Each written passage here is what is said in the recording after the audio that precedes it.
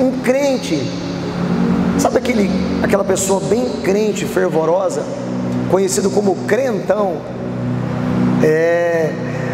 dá até medo de falar com o irmão, porque o irmão é a vossa santidade. Você cumprimenta o irmão fala: ô glória.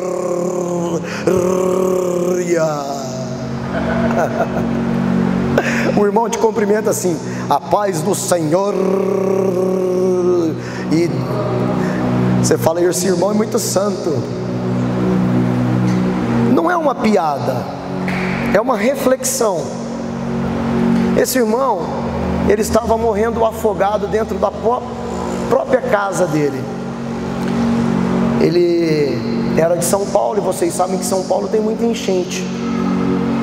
E ocorreu uma enchente muito grande, e a água do irmão já estava até para cima do joelho, assim, quase na cintura. Os irmãos diziam: sai daí, Zé, sai daí que a água está subindo, não para de chover, se você não sair daí você vai morrer, Zé. E o Zé falava assim: Jesus vai me salvar, Jesus vai me salvar.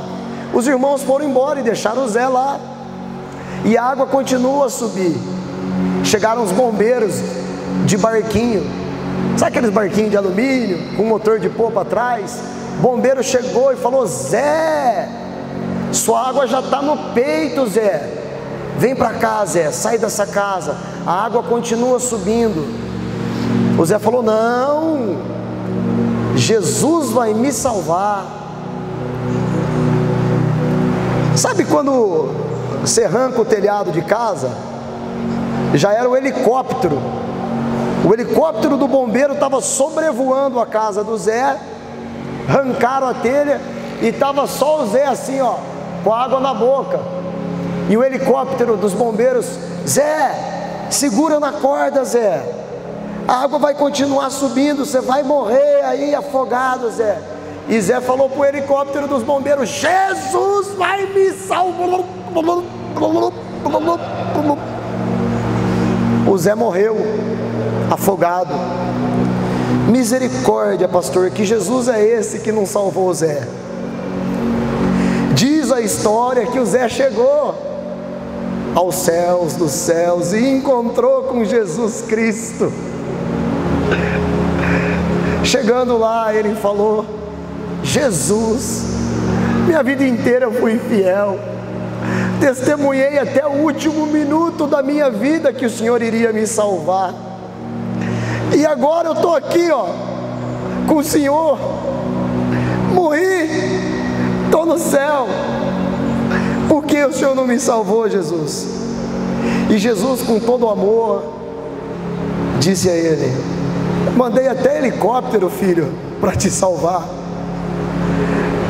Coloquei os irmãos, primeiramente, para você sair de casa, você não atendeu os irmãos. Mandei uma lancha para te salvar, você não quis entrar na lancha. Por último, em último recurso, eu mandei um helicóptero, você não quis. Moral da história: Jesus sempre está de braços abertos, sempre está com as mãos estendidas. Nós ouvimos Jesus nas rádios, na internet, nas televisões, na Bíblia, nos cultos, através dos vizinhos. Jesus continua mandando os vizinhos, os amigos, continua mandando o bar. Jesus continua nos chamando, Jesus continua de braços abertos. Mas às vezes nós não queremos a salvação. Nós corremos atrás de tantas boias coloridas, corremos atrás de tantas pessoas, corremos atrás de tantos dogmas, de tantas doutrinas, e nos negamos a acreditar em Jesus, porque é tão simples. Eu gostaria que os irmãos abrissem as nossas Bíblias em João capítulo 10. Eu quis fazer esse pano de fundo, geralmente eu não faço isso, geralmente nós vamos direto para a Bíblia. Eu não gosto de histórias, mas essa história, ela me persegue durante muitos anos da minha vida. Então, eu me senti na obrigação de contar para os irmãos. Creia que Jesus está aqui, irmãos, e que, se preciso for, Ele vai mandar até um helicóptero para te salvar. Quem achou João capítulo 10, diga amém. João capítulo 10, a partir do versos 8, para que todos entendam. O título é O Pastor e o Seu Rebanho. Jesus diz assim: todos que vieram antes de mim eram ladrões e assaltantes, mas as ovelhas não os ouviram. Eu sou a porta. Quem entra por mim será salvo. Entrará e sairá. Encontrará pastagem. O ladrão vem apenas para roubar, matar e destruir. Eu vim para que tenham vida e a tenham plenamente. Eu sou o bom pastor. O bom pastor dá a vida pelas suas ovelhas. Baixem vossas cabeças. Espírito Santo de Deus, em nome de Jesus, rasga os céus, rasga os céus de bronze, rasga os céus de ferro, rasga, Senhor, o teto dessa igreja. Abra a nossa mente, abra o nosso coração, abra os nossos olhos e os nossos ouvidos espirituais, que todo comichão caia dos ouvidos, que toda trave caia dos olhos, que toda escama seja retirada dos nossos pensamentos, que possamos ouvir somente a Tua voz, Espírito Santo de Deus. Fala com cada um de nós. Assim nós te pedimos e te agradecemos, no nome de Jesus. Todos digam amém. Irmãos, muitas vezes eu retribuo essa passagem, esse versículo número 10, onde Jesus fala que o ladrão veio para matar, roubar e destruir. Muitas vezes, durante 10 anos, eu me refiro algumas vezes ao diabo, eu me refiro muitas vezes a Satanás. Eu faço essa comparação, embora muitas linhas de teologia dizem que não, que está totalmente fora do contexto. Porque aqui no versículo de número 8, Jesus diz: todos que vieram antes de mim eram ladrões, eram assaltantes, e as ovelhas não ouviram. Jesus está usando essa comparação para que as pessoas entendam dos falsos pastores, dos falsos profetas, dos enganadores. Mas Jesus também, Ele usa que o ladrão, ele arromba a porta, que ele entra sem pedir licença, que ele entra sem bater. Ele diz que o ladrão, ele vem para matar, roubar e destruir. Embora a maioria dos teólogos dizem que não é Satanás, eles dizem que realmente os ladrões são os falsos profetas, e é esse o contexto da história. Realmente é isso que Jesus está nos dizendo, que todos que vieram antes dele eram ladrões, neste contexto. E hoje nós vemos muitas pessoas sendo enganadas através da fé. Nós vemos muitos ladrões, tanto é que pessoas têm um pé atrás de virem na igreja, não só na igreja evangélica, mas em todas as igrejas, sejam quaisquer denominação. Nós sempre vamos encontrar pessoas boas e pessoas ruins dentro das igrejas. Nós sempre, dentro da nossa família, vamos encontrar parentes bons e parentes ruins. Dentro de casa, na casa do vizinho, na escola, nós vamos encontrar bons professores e professores ruins. Na faculdade nós vamos encontrar bons professores, professores ruins. No emprego nós vamos ter bons patrões e patrões ruins, pessoas que muitas das vezes vão nos humilhar, ou porque nós somos muito simples, não temos estudo, ou porque nós temos algo ou alguma coisa especial e isso fere a pessoa e faz com que ela nos humilhe. Nós vamos encontrar nesse mundo pessoas que nos dê rasteiras. Nós vamos nos deparar com ladrões, assaltantes. Até pouco tempo atrás eu tinha um comércio de importados e minha esposa, ela foi assaltada ali e só estava ela e o meu filho e encostaram a arma nela e o meu filho estava ali e eu pensei comigo, eu falei, quanto custa para eu trabalhar? Qual é o preço de manter essa porta aberta? Qual é o preço de manter essa loja aberta? Eu senti medo, eu senti temor. Para a honra e glória de Deus, não aconteceu nada com meu filho nem com a minha esposa. Eles só levaram os materiais. Mas isso faz nós refletirmos na nossa vida, até mesmo como cristão. Isso faz eu refletir nessa passagem que Jesus diz que o ladrão vem para matar, roubar e destruir. O ladrão não chegou para minha esposa e pediu licença, falou, olha, licença que eu vou levar toda a mercadoria. E naquele dia eu tinha feito um empréstimo no banco, naquela semana. E com o empréstimo eu comprei muita mercadoria. E quando chegaram as mercadorias e o ladrão roubou, eu fiquei sem o dinheiro e sem a mercadoria. Mas graças a Deus eu fiquei com a minha esposa e com meu filho. E isso fez com que eu refletisse quanto que vale a pena eu insistir com essa porta aberta, com essa loja aberta. Porque existem coisas na nossa vida que têm preço e existem outras que têm valor. Por exemplo, o meu casamento não está à venda. Não tem valor o matrimônio, a aliança que eu fiz com a minha esposa. O meu filho não está à venda.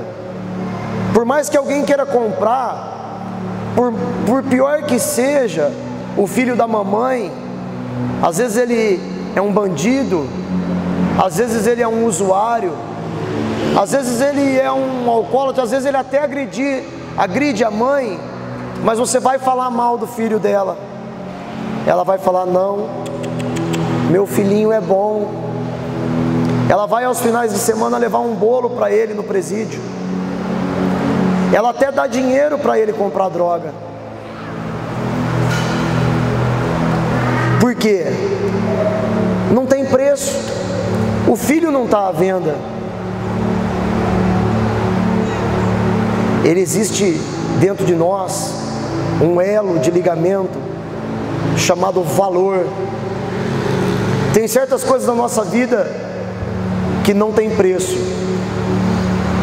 tem valor.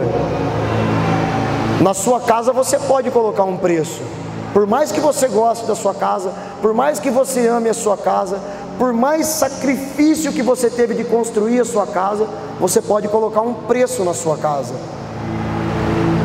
Mesmo que ela vale 500, se você tiver muito apertado de dinheiro, você vende ela por 200. Porque amanhã ou depois você sabe que você pode conquistar outra. Seu carro você coloca um preço. E aquilo que tem preço não tem valor. E aquilo que tem valor não tem preço.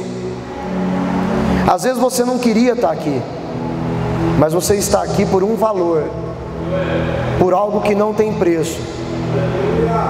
Existe alguém aqui essa noite que nós não estamos vendo, mas ele pode te curar, ele pode te tocar, ele pode transformar a sua vida. O mais interessante é que Jesus fala assim: eu vim para que tenham vida e a tenham completamente, e a tenham em abundância. E o que eu mais tenho visto nos dias de hoje são pessoas que não têm vida em abundância. São pessoas que não têm vida completa, que não têm uma vida feliz. Pessoas que estão correndo de um lado para o outro, procurando algo ou alguma coisa, procurando algo ou alguém que possa satisfazer a sua satisfação imediata, a sua necessidade momentânea, o seu prazer imediato, algo que te traga um conforto momentâneo. Eu vejo que as pessoas continuam sendo atacadas, roubadas, destruídas, com as vidas invadidas pelo ladrão, pelo falso profeta, por aquele que entra sem pedir licença. Um exemplo disso: minha vida estava tão bem, minha vida estava tão boa, de repente, uma enfermidade. Mas a enfermidade não pediu licença, não bateu na porta, não falou: "Ô, posso entrar? Meu nome é câncer. Oi, posso entrar? Meu nome é HIV." Não. A doença não pediu licença, e essa doença tem roubado a sua paz, tem roubado a sua alegria, tem roubado a tua comunhão, tem roubado tudo. Será que essa doença não pode ser chamada de ladrão? Já que ela está te matando, te roubando, te destruindo. É um pequeno exemplo. Ontem mesmo você tinha sua família, você tinha seus filhos, você tinha seu casamento. De repente, um dos dois, marido ou esposa, saiu, fugiu, foi embora. Cadê os teus filhos? Um foi com o pai, o outro ficou com a mãe e o outro suicidou-se. Estamos cansados de ver isso acontecendo. Estamos sendo roubados, estamos sendo saqueados. Mas não. Nós vemos multidões de ovelhas seguindo falsos pastores, atrás de coisas que não têm valor. Aonde está o seu coração? Aonde está o seu coração? Aonde ele está? Aonde estiver o teu coração, ali estará o seu tesouro. Se o seu coração estiver nas coisas dessa terra, sinto, lamento e choro, o ladrão vai matar, roubar e destruir. Se o seu tesouro estiver nessa terra, aonde o ladrão rouba, a traça come, a ferrugem corrói, infelizmente, você está no culto errado, na igreja errada, com os pastores errados. Mas se o seu coração estiver nos céus, se o seu coração estiver em Deus, ali sim estará a sua alegria, a sua salvação, porque ali o ladrão não entra, ali a traça não come, a ferrugem não corrói. Jesus está dizendo: há 2000 anos eu vim para que tenham vida, e vida em abundante, vida completa. Um dia chegou uma mulher, ela não chegou, ela já estava no poço. Chegou Jesus diante de uma mulher que estava na beira do poço e falou: mulher, dá-me de beber. Mas como você, sendo judeu, pede água a mim que sou samaritana? Você não sabe que nós não nos damos bem? Jesus olha para ela e diz: mulher, se tu soubesses quem te pede de beber, se tu soubesses que eu poderia lhe dar a água da vida, e você jamais sentiria sede. Jesus está aqui com a água da vida, porque mesmo que eu tome essa água, eu vou voltar a ter sede. Mas a partir do momento que eu tomar Jesus, de dentro de mim fluirão rios de águas vivas. E aonde Jesus habita não tem depressão, Aonde Jesus habita não tem medo, não tem síndrome do pânico, não tem tristeza, não tem incerteza, não tem desamor. Nós precisamos dar crédito a Jesus, nós precisamos aceitar a Jesus, nós precisamos obedecer a Jesus e crer que as palavras dele é vida para a nossa vida, que a palavra de Deus cura, sara, liberta, penetra como espada de dois gumes, que vai até a divisão dos pensamentos, da alma, das juntas, da medula, e discerne aquilo que é bom e é ruim. Todos nós temos dentro de nós coisas boas e coisas ruins, mas temos que decidir com quais vamos ficar, o que vamos carregar. Como dizia aquela música, nessa longa estrada da vida, o que nós vamos carregar? Nós vamos carregar o fardo pesado do medo, da depressão, da ansiedade. Jesus diz: lance fora toda a ansiedade, lance fora todo o medo e venha após mim. É após Jesus, não é na frente de Jesus. Há pessoas aqui que têm problema nos pés, o Espírito Santo está me dizendo que os pés estão inchados, má circulação sanguínea, já tomaram tantos medicamentos, já foram em tantos médicos, já entrou no campo do impossível. Há pessoas que convivem há mais de 10 anos com uma dor muito forte na coluna, já tentou de tudo, já mudou a posição de deitar, de dormir, já trocou o travesseiro, o colchão, e não adianta.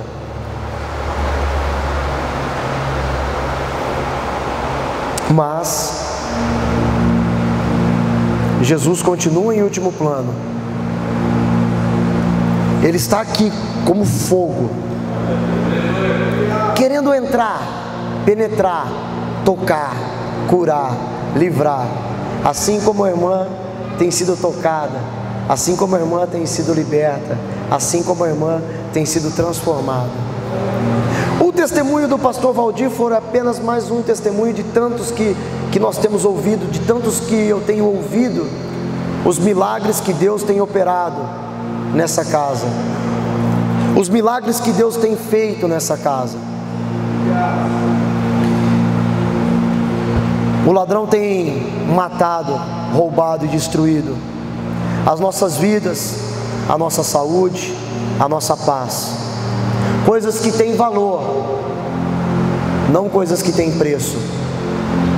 Enquanto as ovelhas estão se perdendo, buscando atrás, correndo atrás das coisas que têm preço, eis que vejo uma chave de carro, eis que vejo uma chave de uma porta dourada, e você vai entrar por ela. Não que não exista porta dourada, não que não exista chave de ouro, não que não exista chave de carro, mas eu nunca vi Jesus pronunciando essas palavras. Eu vi Jesus dizendo: eu sou a porta, nesse mesmo capítulo. Eu sou o caminho, eu sou a verdade. Quem entrar por mim encontrará pastagem, entrará e sairá, e eu vos guiarei. Mas nós não queremos entrar por Jesus. Se nós temos uma dificuldade, por favor, não se ofenda. Não se ofenda. Quando eu prego algo aqui, eu prego primeiramente para mim. O Espírito Santo de Deus fala comigo, depois fala contigo. Quando nós temos um problema financeiro, primeiro nós vamos a um parente, primeiro nós vamos a um amigo, depois nós vamos ao banco. Em última instância, se for cristão, vai orar. Não busca o recurso daquele que é dono do ouro e da prata.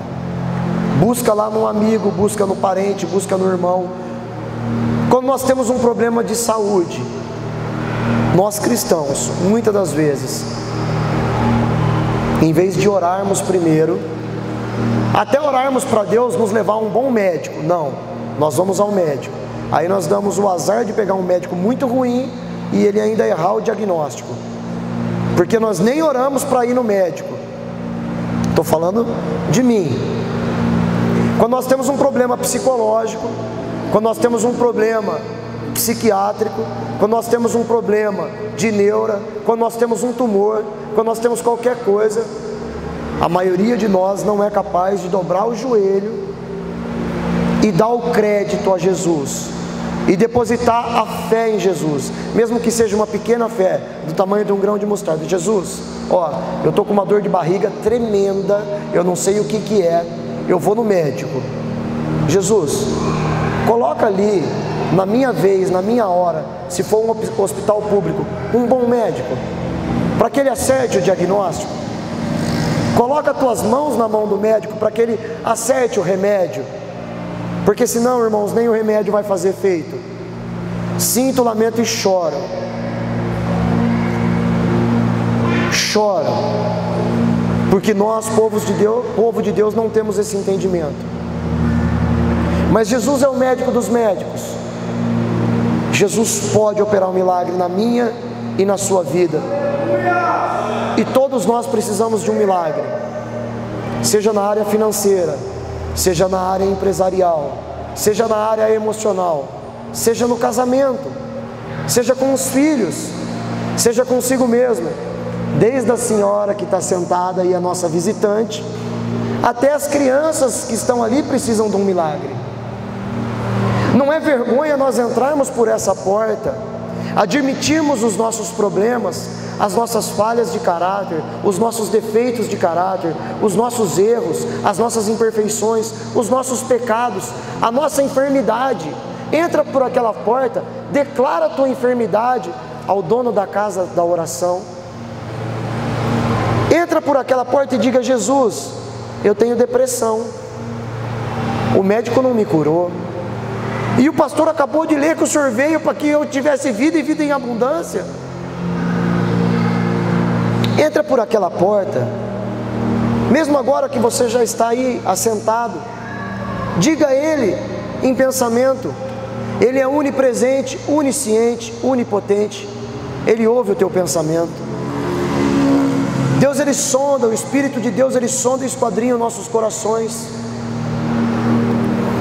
O homem criou uma sonda que vai até no fundo do oceano, onde o homem jamais poderia ir.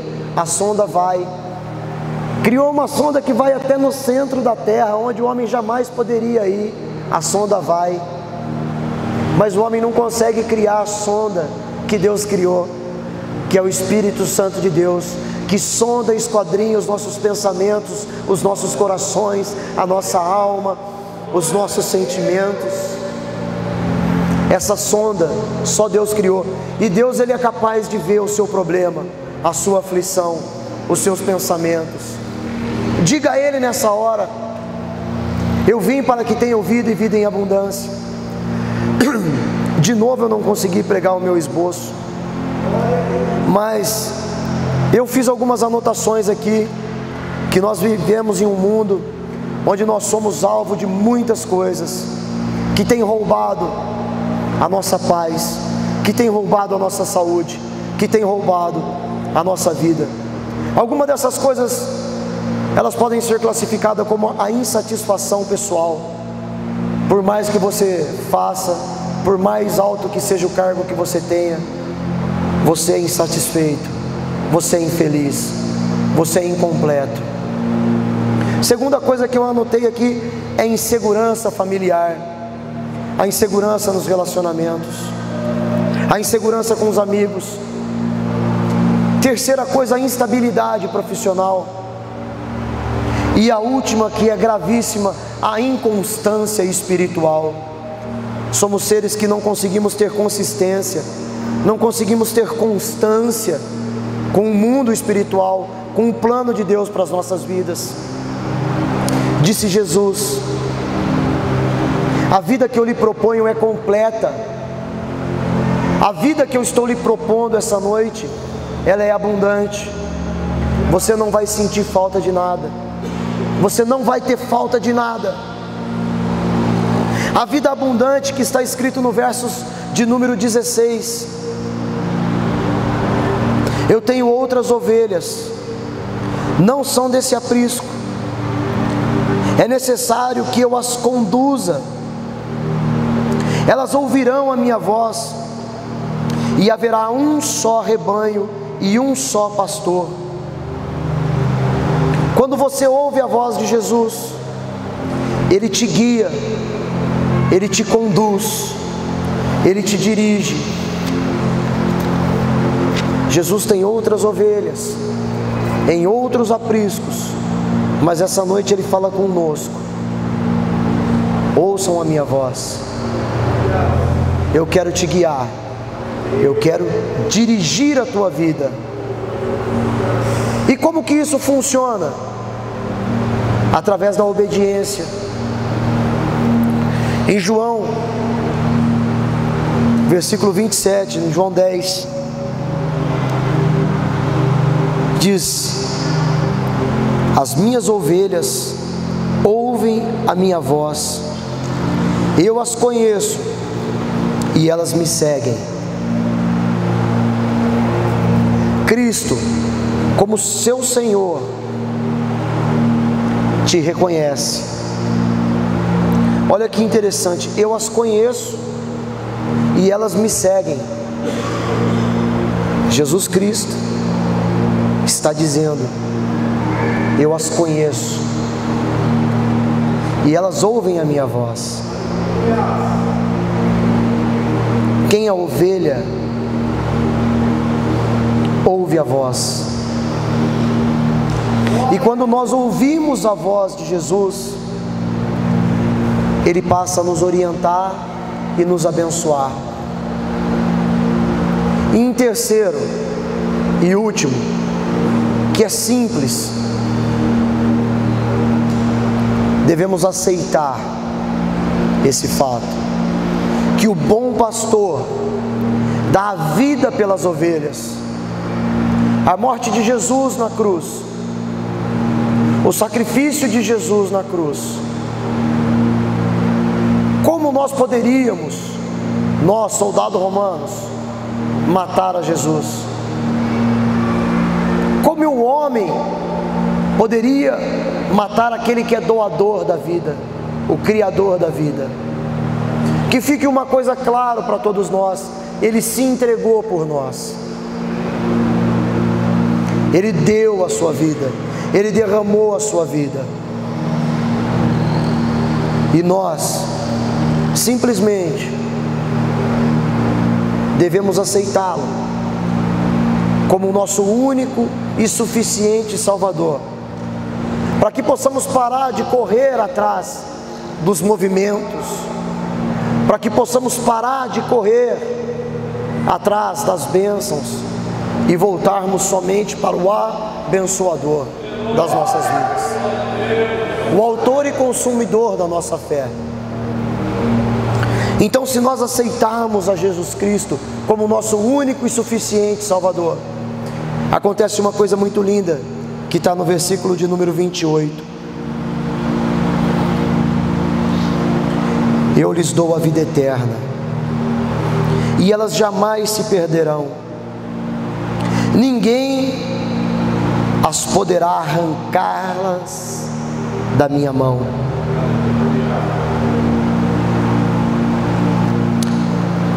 Você que reconhece a voz de Cristo, você que reconhece o poder de Cristo, o milagre está aqui. O milagre não sou eu. Venham a mim, todos que estão cansados e sobrecarregados, eu vos aliviarei. Jesus nos diz: eu sou a porta, quem entra por mim será salvo, entrará e sairá e encontrará pastagem. Eu sou o bom pastor. O bom pastor dá a vida pelas ovelhas.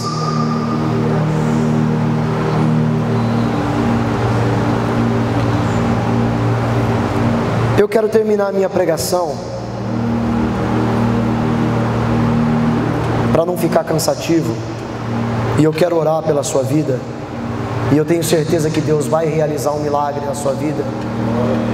Pessoas oraram e jejuaram por você. Pessoas que não o conhecem, pessoas que nem sabiam, Isabela, que você estaria aqui hoje. Só eu sabia.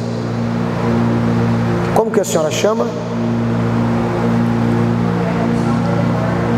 A senhora Ivonete. Também não sabia, dona Ivonete, que a senhora estaria aqui. Às vezes nós achamos que estamos aqui porque fomos convidados pelo Feu. O Feu não tem esse poder. Somente um pode trazê-los aqui: o Espírito Santo de Deus. Antes de eu me converter, eu me converti com 33 anos. Quantos convites eu recebi para ir nas igrejas e nunca fui em nenhuma. Mas quando o Espírito Santo de Deus falou através da vida da minha sogra, e eu nem era namorado da minha esposa, e nem sonhava em namorar minha esposa, e nem sonhava aceitar Jesus, e nem sonhava em ser pastor,